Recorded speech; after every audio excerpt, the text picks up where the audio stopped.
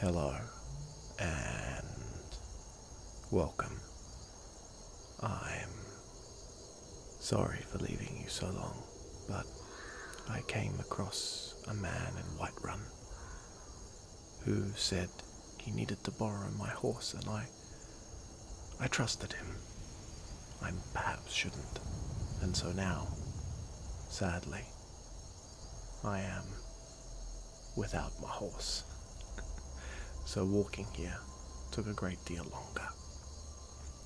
But that's okay, because I've come to where I know there will be another book. Hidden deep up in these hills is a place I stumbled across. And it's so inviting and so scary. I think the trees are lit up by magic, I think. Perhaps a wizard lived here. You can see the stairs up to his house and the moon under the beauty of the trees. Almost alluring. I say lived here because despite the fire clearly being lit and this place being a special one, planting these trees is very difficult. I found no person that lives here, only a gravestone with a few flowers scattered about. And a hut atop this hill. I don't know what happened. It seems like they took their possessions away, but they must have left in a rush recently. Perhaps they were an alchemist. It seems likely. Maybe they didn't flee. Maybe they're just messy. Maybe they don't have much right now. It could very well be.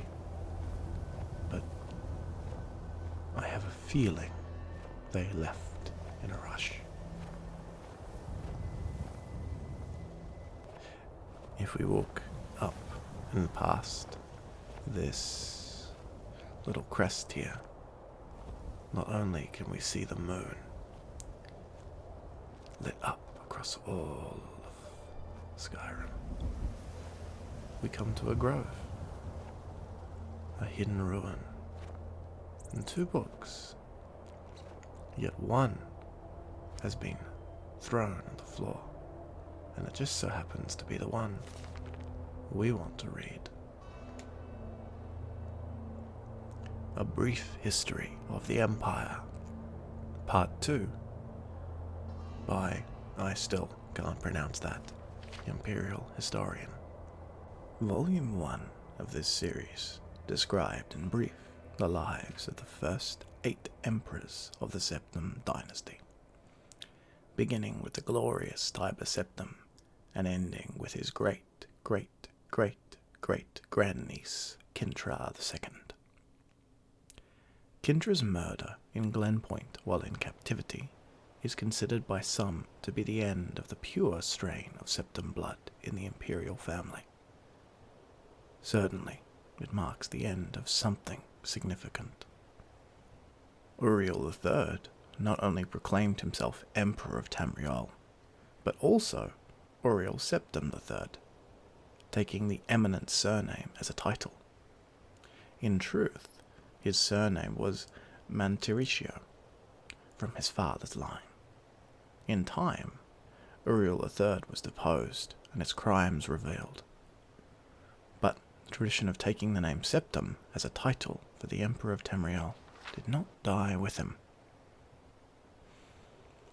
For 6 years, the War of the Red Diamond, which takes its name from the Septim family's famous badge, tore the empire apart the combatants were the three surviving children of Pelagius Septim II, Bedtime, Sepphoris, and Magnus, and their various offspring. Bedtime, of course, supported her son Uriel III, and had the combined support of all of Skyrim and northern Morrowind. With the efforts of Sepphoris and Magnus, however, the province of High Rock turned coat. The provinces of Hammerfell, Somerset Isle, Valenwood, Elsewhere, and Black Marsh were divided in their loyalty.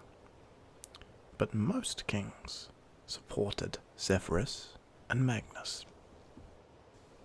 In Third Era 127, Uriel III was captured at the Battle of Itchidag in Hammerfell. En route to his trial in the Imperial City, a mob overtook his prisoner's carriage and burned him alive within it.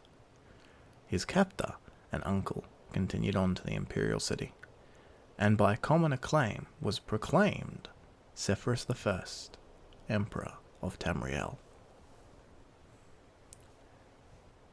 Sepphoris's reign was marked by nothing but war.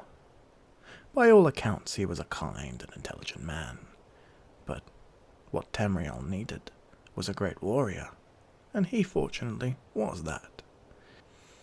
It took an additional 10 years of constant warfare for him to defeat his sister, Bedtime. The so-called Wolf Queen of Solitude died in the siege of her city-state in the year 137. Sepphoris survived his sister by only 3 years. He never had time during the war to marry, so it was his brother, the fourth child of Pelagius Septim II, who assumed the throne. The Emperor Magnus was already elderly when he took up the imperial diadem, and the business of punishing the traitorous kings of the War of the Red Diamond drained much of his remaining strength. Legend accuses Magnus's son and heir Pelagius Septim III of patricide, but that seems highly unlikely, for no other reason than that Pelagius was the king of Solitude following the death of Bedtime, and seldom visited the imperial city. Pelagius Septim III, sometimes called Pelagius the Mad, was proclaimed emperor in the 145th year of the Third Era. Almost from the start, his eccentricities of behavior were noted at court. He embarrassed dignitaries, offended his vassal kings, and on one occasion marked the end of an imperial ball by attempting to hang himself. His long-suffering wife was finally awarded the regency of Tamriel, and Pelagius Septim III was sent to a series of healing institutions and asylums until his death in the Third Era, 153, at the age of 34. The Empress Regent of Tamriel was proclaimed Empress Caturia I upon the death of her husband. Some who do not mark the end of the Septim bloodline with the death of Katrina II consider the ascendancy of this dark elf woman the true mark of its decline. Her defenders, on the other hand, assert that though Caturia was not descended from Tiber, the son she had with Pelagius was, so the imperial chain did continue. Despite racist assertions to the contrary, Catura's 46-year reign was one of the most celebrated in Tamriel's history. Uncomfortable in the imperial city, she travelled extensively throughout the empire, such as no emperor ever had since Tiber's day. She repaired much of the damage that previous emperors' broken alliances and bungled diplomacy created. The people of Tamriel came to love their empress far more than the nobility did. Her death in a minor skirmish in Black Marsh is a favourite subject of conspiracy-minded historians. The sage Montrealist discovery, for instance, of a disenfranchised branch of the Septim family, and their involvement with the skirmish, was a revelation indeed. When Cassiander assumed the throne upon the death of his mother, he was already middle-aged. Only half-elven, he aged like a Breton. In fact, he had left the rule of Wayrest to his half-brother Uriel due to poor health. Nevertheless, as the only true blood relation of Pelagius, and thus Tiber, he was pressed into accepting the throne. To no one's surprise, his reign did not last long. In 2 years he joined his predecessors in eternal slumber. Uriel Lariat, Sisander's half-brother, and the child of Catarea I, and her imperial consort Gavalae Lariat, after the death of Pelagius III, left the kingdom of Wayrest to reign as Uriel IV. Legally, Uriel IV was a septim.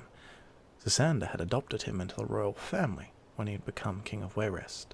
Nevertheless, to the council and the people of Tamriel, he was a bastard child of Catarea. Uriel did not possess the dynamism of his mother, and his long 43-year reign was a hotbed of sedition. Uriel IV's story is told in the 3rd volume of this series.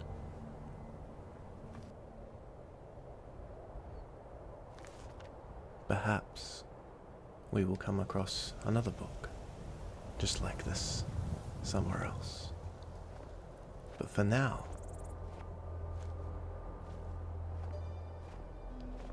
we will leave behind what perhaps is a beautiful gravesite, and instead come to have a quick look at where my horse was taken from.